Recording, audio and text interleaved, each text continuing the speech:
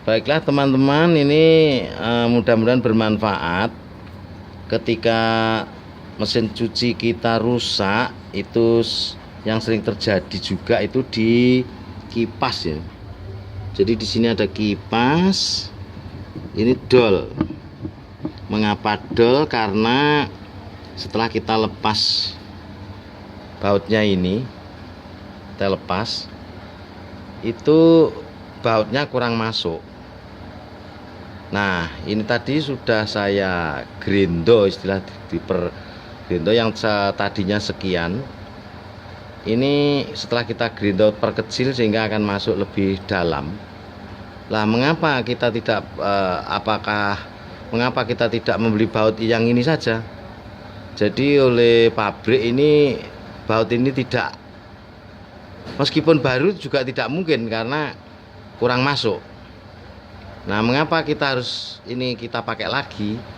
Karena baut ini terbuat dari stainless baja yang anti karat. Sehingga kalau kita bandrek dengan baut lain yang misalnya bisa masuk, itu akan tayeng.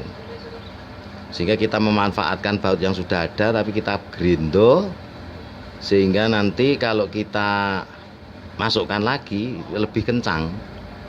Nah, di sini lebih bermanfaat dibanding kita membeli baru. Toh kita membeli baru pun akan kita grindo seperti ini. Jadi ini sudah saya grindo, nih bentuknya yang tadinya sekian kita grindo sehingga bisa masuk.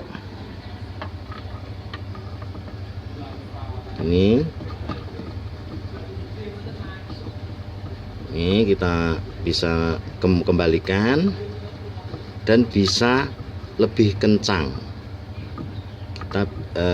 Lebih kencang karena baut yang sudah kita grindo tadi lebih dalam masuknya. Jadi tidak perlu membeli kipas atau kipasnya ini kita beli baru, tidak perlu karena kipasnya tidak bermasalah. Yang bermasalah hanya pada bautnya gitu. Nah, ini sudah selesai. Tinggal kita perkuat dengan obeng.